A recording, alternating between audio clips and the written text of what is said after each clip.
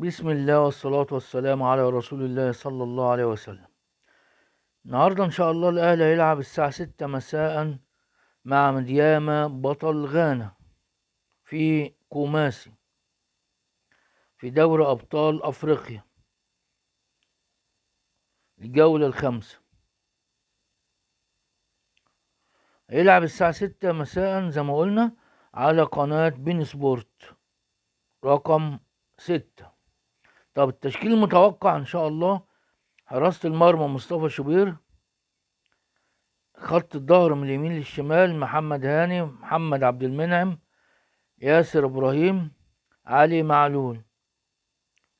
خط الوسط انا متوقع اكرم توفيق وكريم نيدفيد وامام عاشور.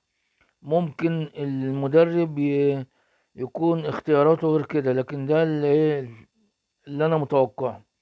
خط الهجوم: حسين الشحات، انطونيو موديست، رضا سليم او بيرسي تاون.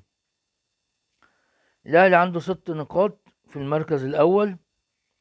طبعا غايب عن الاهلي محمود عبد المنعم كهربا لحضور حفل زفاف اخته.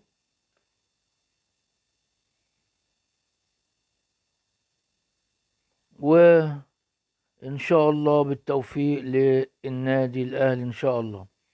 النهارده نادي الزمالك بعثة وصلت بسلامة الله الى مدينة عنابة الجزائرية مساء امس لمواجهة نادي ابو سليم الليبي في الجولة الخامسة يوم 25/2 يوم الاحد القادم ان شاء الله.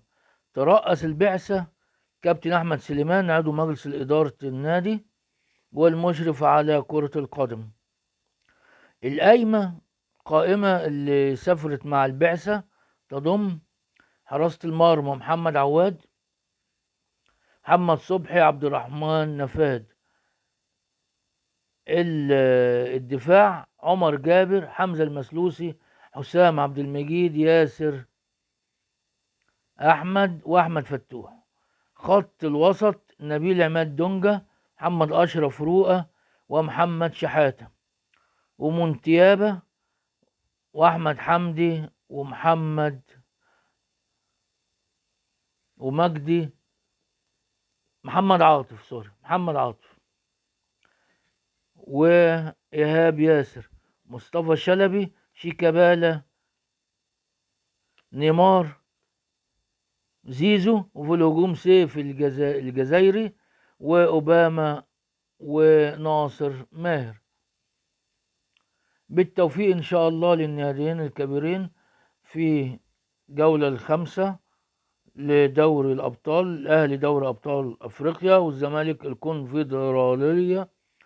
الكونفدرالية. وبالتوفيق للناديين الكبيرين، وإلى لقاء آخر. السلام عليكم.